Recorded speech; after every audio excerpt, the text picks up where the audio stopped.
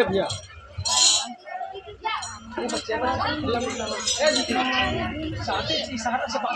शंभवे गुरुवे नमः, शंभवे गुरुवे नमः।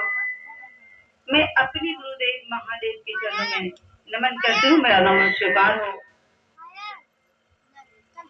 इस कालखंड के महामानव प्रथम से साहब श्री हरनारायण भैया के चरणों में नमन करते हुए मेरा नमन स्वीकार हो। शक्ति स्वरूपा दीदी माँ के चरणों में नमन करते मेरा नमन स्वीकार हो। अदृश्य सत्ता को मैं नमन करते मेरा नमन स्वीकार हो।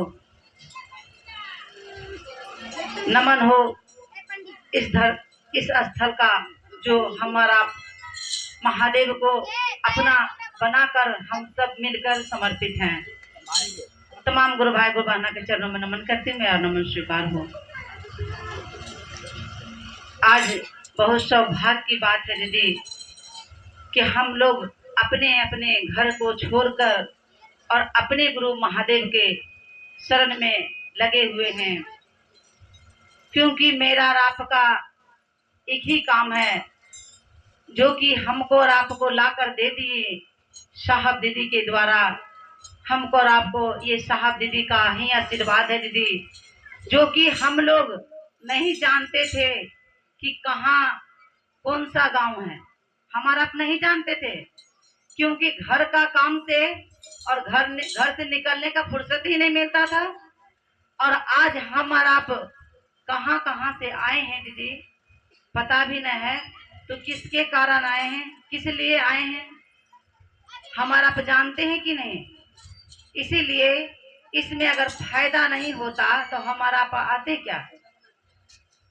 मेरा और आपका एक ही काम है दीदी, महादेव को अपना बनाकर ये तीन काम करें, क्योंकि इस धरती पर मेरा और आपका कुछ भी नहीं है। जाना है एक दिन तो उस परमात्मा के पास, क्योंकि हमारा आप कहते हैं कि अगर एक गाड़ी भी लेते हैं ना, अगर इस धरती पर आते हैं तो एक गाड़ी खरीदते हैं तो मेरा और आपका उसमें स्वार्थ रहता है और लोभी भी रहता है कि उस गाड़ी का अगर खड़ा कर देते हैं तो अगर रोड पर चलेगा तो कोई भी ड्राइवर चलाएगा तो हमको कुछ पैसा मिलेगा। हमारा आप सोचते हैं कि नहीं सोचते हैं, पूंजी लगाते हैं किस लिए। उसी प्रकार हमको और आपको इतना सुंदर शरीर महादेव बना कर धरती पर ला करके खड़ा कर दिए, उन्होंने भेजाए हैं। तो उनको उनका भी तो मनसा होगा कि वो जाएंगे धरती पर तो इस माया के जाल में फंस जाएंगे क्या। नहीं दीदी, मेरा और आपका ये धरती घर नहीं है। एक ना एक दिन जैसे पिंजरे उड़ जाते हैं उसी प्रकार हमको और आपको एक दिन उड़ना पड़ेगा। क्या छोड़कर उड़िएगा, इस माया का बाजार छोड़कर उड़िएगा। ये चोला भी आपका साथ नहीं देगा, ये आपका नहीं है दीदी।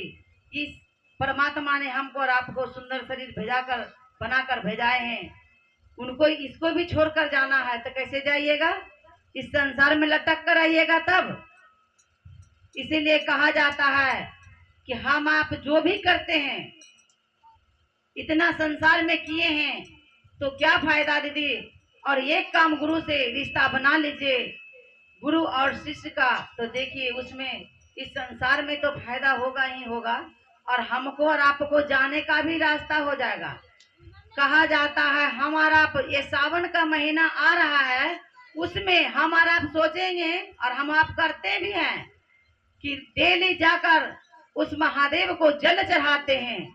तो बताइए दीदी, जल चढ़ाना आसान है, लेकिन आप महादेव के बारे में एक बार सोचकर एक बूंद आंसू दे दीजिएगा तो बहुत कठिन है। क्योंकि कहा जाता है कि जल चढ़ाने के लिए हमारा मंदिर कितने भीड़ लगा कर उस मंदिर में जाते हैं और एक बूंद आंसू निकलने में सोचिएगा तब भी निकलेगा नहीं। तो इसीलिए एक लोटा जल बहुत आसान है, लेकिन एक बूंद आंसू आसान नहीं है दीदी। क्योंकि किसके बारे में आंसू गिरता है, अपने के बारे में आंसू गिरता है। जो आपका अपना होगा उसके बारे में अगर थोड़ा सा दुख हो जाता है तो अपने आप आंसू गिरने लगता है। क्यों गिरने लगता है, क्योंकि आप और हम उनसे प्रेम करते हैं तभी आंसू निकलता है, नहीं तो आंसू नहीं निकलता दीदी। इसीलिए एक प्रेम महादेव से कर लीजिए। जो हमारा आप मंदिर में जाकर एक लोटा जल लेकर कितने भीड़ के कतार में हमारा आप खड़े रहते हैं एक लोटा जल चढ़ाने के लिए, करते हैं कि नहीं हमारा? और बताइए उस महादेव से अगर प्रेम कर लीजिएगा थोड़ा क्या पता दीदी, मंदिर नहीं भी जाइएगा तो भी मेरा कहा जाता है प्यासे को अगर प्यास लग जाए तो वो कुआं के पास जाता है, तभी उसका प्यास बुझ जाता है। और कभी कभी ऐसा भी होता है कि प्यासे को बुझाने के लिए हो सकता है परमात्मा किसी के जरिए हमको और आपको एक गिलास पानी भी पिला दे। क्या कोई जानता है कि वो किसके रूप में आया है? नहीं जानता है। उसी प्रकार हम और आप पूजा करते हैं खूब मन लगाकर, तो मन लगाकर महादेव से दया मांगिए कि हे शिव आप मेरे गुरु हैं, मैं आपका शिष्य हूँ या शिष्या हूँ, मुझ पर दया कर दीजिए। और हम और आप क्या करते हैं, महादेव को गुरु बना लिए और क्या करते हैं हम लोग, हमारा पूजा करते हैं। तो ऐसा नहीं की दीदी, हमारे दीदी देखी है कि पुण्य तिथि में हम लोग जैसे चढ़ा रहे थे प्रसाद उसाद, उसी प्रकार सोचे कि हम लोग भी ऐसा करें।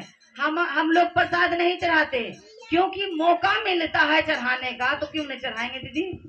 हमारा जैसे कि दीदी की पुण्य तिथि की है तो उसमें कुछ ना कुछ चाहिए कि नहीं चाहिए? और सभी गुरु भाई गुरु बहना आते हैं तो कुछ ना कुछ बांट देते हैं, क्योंकि साहब दीदी का आशीर्वाद हो जाए। साहब दीदी का जो भी है हमको और आपको मिला है ये 3 सूत्र उन्हीं के जरिए मिला है, नहीं तो बताइए तो हमको हमारा आप जानते क्या दया किसको कहते हैं, चर्चा किसको कहते हैं और नमः शिवाय को प्रणाम किसे कहते हैं? हमारा आप नहीं जानते हैं तो कैसे जाने? वही साहब दीदी का आशीर्वाद हुआ तब तो हमारा आप जाने। अगर नहीं रहता तो क्या जानते क्या हमारा आप इतने भीड़ में बैठते? क्या नहीं बैठते दीदी। इसीलिए हमारा एक ही काम कीजिए, लेकिन महादेव से प्रेम करके कीजिए। जैसे अपने बच्चे से प्रेम करते हैं, अपने जितने भी परिवार है उससे प्रेम करते हैं, उसी प्रकार अपने महादेव से प्रेम कीजिए, क्योंकि मेरा और आपका इसी में सुंदर होगा। और नहीं तो कितना ही भी माथा पटकते रह जाइए, महादेव भी मिलने वाला नहीं है। इसीलिए 3 काम करना मत भूलिए। पहला सूत्र में दया मांगिए कि हे शिव आप मेरे गुरु हैं, मैं आपकी शिष्या हूँ, मुझ पर दया कर दीजिए। देखिए दया तो अगर मांगिएगा, जो कठोर व्यक्ति रहता है उससे अगर कुछ मांग लीजिएगा, बारंबार मांगिएगा, तभी उसका मन पिघल जाता है। तो बताइए मेरा और आपका महादेव इतना सुंदर शरीर भेजाए हैं, तो वो उनको बनाने में कुछ नहीं लगा था क्या? लगा था कि नहीं? तो क्या महादेव दया नहीं करेंगे? लेकिन देने का भी पात्र बनिएगा तब, लेने का समझ होगा तब। अगर समझ होवे नहीं करिएगा, किसी का डांट कर कुछ मांग लीजिएगा तो मांग लीजिए, उनसे कोई दे देगा? नहीं देगा दीदी। जब तक आपको किसी से दरकार पड़ेगा उसके पास झुकिएगा नहीं, तब तक मिलेगा नहीं। तो बताइए झुकिएगा तो मिलता है कि नहीं? जब अपने गुरु के पास झुकेंगे मांगेंगे तो कैसे नहीं मिलेगा? और क्या मांगना है दीदी, क्या मांगना है महादेव से? महादेव इतना कुछ तो दे दिए। देखिए कहा जाता हवा उनका, पानी उनका, धरती उनका, आकाश उनका, सब कुछ तो उन्हीं का है और हम भी उन्हीं का है। तो मांगना किस चीज का है? क्या मांगेंगे उनसे? मांगना है तो दीदी केवल ज्ञान मांगिए कि हे शिव आप इतना दया कीजिए कि मेरा हम सभी गुरु भाई गुरु बहना को समझ आ जाए कि हम आपको माने समझे और दूसरे को समझाएं। इस चीज को मांगना है। ऐसा नहीं कि हमको धन दौलत दे दीजिए। धन दौलत की क्या कीजिएगा? हमारा क्या कीजिएगा? इस संसार में आए हैं तो क्या जो कहा जाता है कि जितने भी भाई बहन हैं भूखल जागते हैं लेकिन सोते नहीं हैं। जो भूखल जागते हैं तो कोई किन्हीं को भूखल कभी सोए हैं क्या? किन्हीं का किन्हीं का जरिए आपको और हमको खाने के लिए मिल जाता है दीदी। तो मांगिएगा क्या? महादेव से खूब दया मांग लीजिए कि हे शिव आप मेरे गुरु हैं, मैं आपका शिष्य हूँ, मुझ शिष्या पर दया कर दीजिए। तो दया कीजिएगा, महादेव दया करेंगे। तो करेंगे तो क्या कीजिएगा? यदि दया करेंगे तो लोगों को समझाइएगा कि नहीं? कि महादेव हम पर दया कीजिए किए हैं, आप पर भी करेंगे हैं? लेकिन अगर दया मांगिएगा दीदी, अगर दूसरा का भला नहीं कीजिएगा तो वो भला आपको हमको क्या काम का है? कोई काम का नहीं। अगर बताइए कोई रो रहा है, कोई भूखे है, मेरे पास खूब खाने के लिए है, आप खाना खाएं, जो खाएं रख भी दिए, तो उसको रख कर क्या करना है? अगर यदि उसी में से भूखे व्यक्ति को खिला देंगे तो इससे बड़ा धर्म कुछ भी नहीं है, इससे बड़ा कुछ भी धर्म नहीं है दीदी। इसीलिए कहा जाता है भूखे को भोजन करवा दीजिए और प्यासे को पानी पिला दीजिए, इससे बड़ा धर्म हो ही नहीं सकता है कुछ भी।